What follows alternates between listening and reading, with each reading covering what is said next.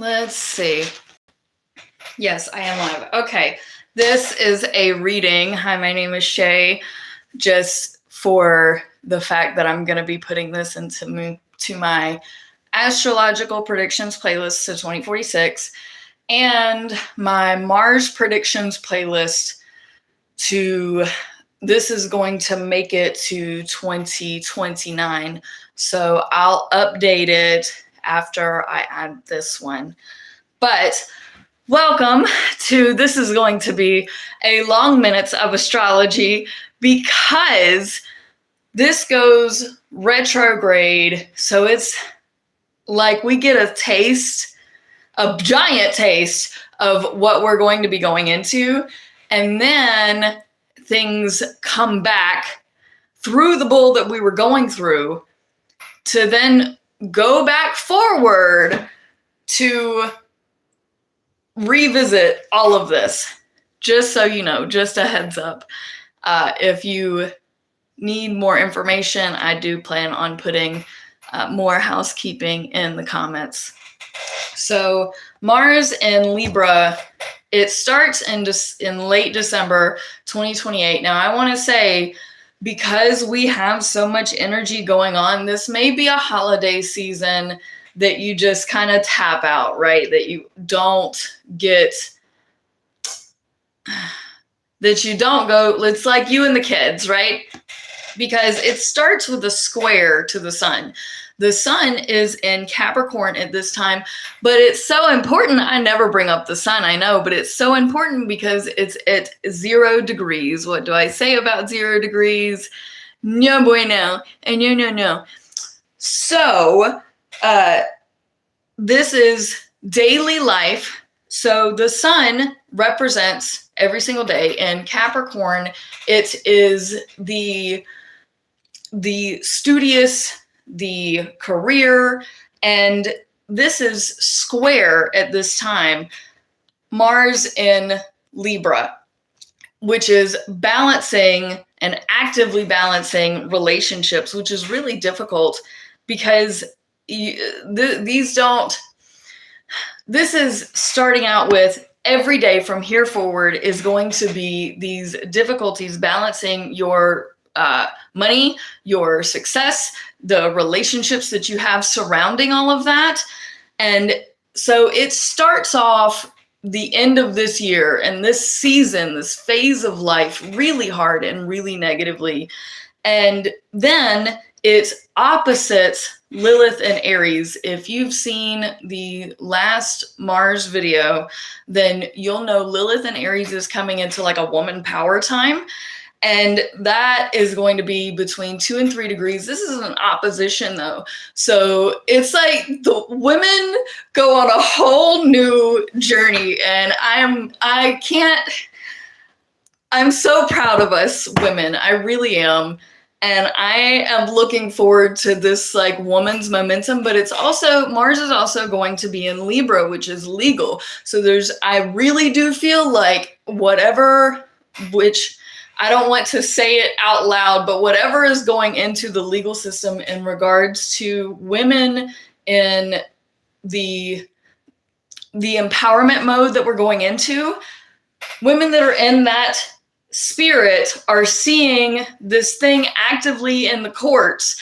And like, it's because Lilith is, I don't talk about it enough, but it is woman empowerment energy. And that's an Aries. Aries is on fire, right? So we've got an opposition here. It's warlike opposition, and I'm really excited for this time in history. Then we have an inconjunct to Chiron in Taurus. So that's going to be retrograde at this time. And it's also going to be conjunct Saturn in Taurus. And this is going to be between 3 and 4 degrees. So remember, we started at 0 degrees, then it's 2 to 3 degrees, at 3 to 4 degrees. Now at around this 3 to 4 degrees, we have this major in conjunction between now Chiron and Saturn being together is the reliable, regular, I'm home, I'm right, doing what I need to do in my life to keep me healthy. That's this Chiron, and then Saturn is like time management, getting things done. This is in conjunct to Mars in Libra, which is action, and this is legal action. What's being taken legal action as far as homes go? I feel like there's going to be some sort of maybe government thing that involves that, because it's legal system stuff. There's going to be a lot of people that are going to try to kind of coerce the legal system. Then we enter into the new year. So remember, this was only like a week of time. This was a very powerful moment transition into our daily lives from this point forward. Then we have in January 2029 an opposition to Neptune in Aries. This is at 6 degrees on January 6, 2029. And this is acting either with or against God, because oppositions are best friends and worst enemies. You're either going to work things out or you're not. You're either going to be like opposites attract, or, ew, no, get away from me. And Neptune is the ethereal, and Aries, it's for the self. So you're this spiritual thing that you have been learning and been processing, and you're still experiencing and getting guidance from, is opposite your relationship. So this is why I said you probably want to spend these holidays not with like big major family. You probably want to do it with just you and the kids. So this opposition also says you may be acting against God, or God may be acting in some, you may feel like you're getting an extra whooping, an extra punishment, but it's really more to be I really would like to take this as empowering, but because we're going into really heavy legal stuff for this year, I don't want to underestimate this and just be like, oh, just, yeah, you know, God's just, he's hurting you, but he's really,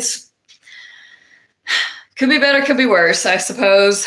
Pluto in Aquarius at 7 degrees. This is trine. This is a very positive aspect for the societal world. So all the girl groups that have got together, all the good groups that have gotten together, that have like made their friendships and made, you know, their relationships, and like, even if it's quirky and it's crazy and it's, yes, hello, I'm doing this so that I can save it on playlist video. So if I'm not responding, don't get offended. This trine to Pluto in Aquarius is going to be good for your friendships, because Aquarius is all about the friends. Pluto is the societal transformation that I've been talking about.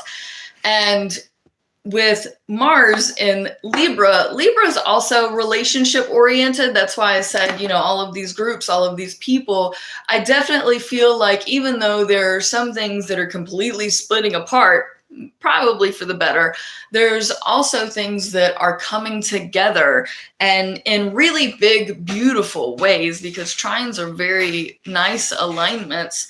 We also have a trine to Uranus and Gemini. So all the crazy that I've been talking about, all of the nonsense and the drama and just the overwhelm, this is actually in a good place, because sometimes you need a system. It's like sometimes you need a cup of coffee, right? Like sometimes you need that boost and that jolt of it, even if it's chaos, even if sometimes the coffee gives you anxiety, it's nice. It's nice to have. Then let's see, Lilith and Neptune are conjunct in Aries at 6 degrees. So this is like godly womanness. This is hell hath no fury like a woman scorned. Is that what the phrase is? This is righteous woman empowerment, fear. Like this is Beyonce at her peak. This is high quality woman energy, and I'm really excited.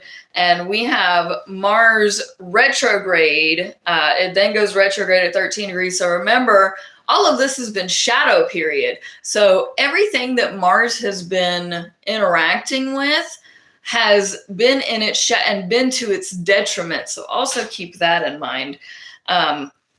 Then it exits, let's see, nope.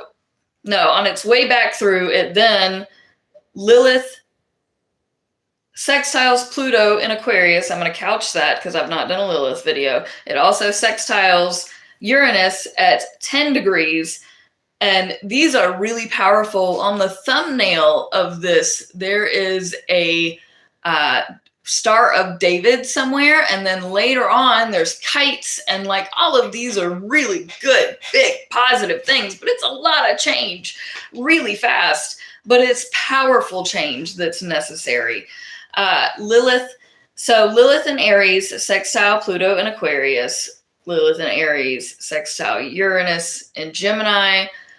Lilith in Aries then is opposite Mars, which is retrograde. Neptune semi-sextiles Saturn. So these aren't about Mars. That's why I'm just skimming through them, because I've either talked about them in other videos or I haven't talked about them yet, and this video is strictly about Mars.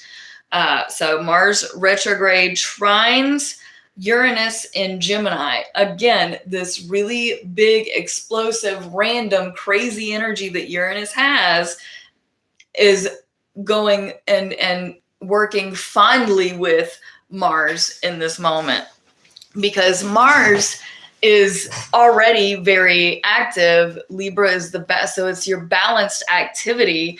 And with Uranus being so these are good vibes that are coming through, even through the hard, especially holiday time stuff. Past that, things get better. There's a trine to Pluto again at 9 degrees. So all this 8, 9, 10 degrees. We have Mars in conjunct Saturn in Taurus at 8 degrees. So I didn't really talk about Mars in conjuncting Saturn in Taurus. This is how you act and your consistency and stuff like that. You're coming to a head with yourself. You're coming to a place within you that you are like coming up against your own stubborn. You're coming up against it's like you are standing in your own way, and you are sidestepping yourself because of Libra, and you're headbutting because of Taurus, and you are the rock in the hard place. And what are you going to do to change the rock in the hard place that you've created for yourself? An opposition to Neptune, which is, again, we're either going against God or we feel like God is going against us. In conjunct to Chiron in Taurus. This is the health in the home. This is another irritating. Not only are you actively bobbing and weaving and doing the thing, but you're the health in your home is still unhealthy, and you're still working through. Everybody's working through it. We all going through it. April 7th, 2029 is when Mars goes back into Virgo. So I'm going to skip that part and go back to when Mars is back in Libra. That's in June, around June 5th, 2029. And then Neptune semi-sextiles Chiron. I've either already talked about it or can talk about it another time, but this video is already getting kind of long, and I'm really not up for being up right now.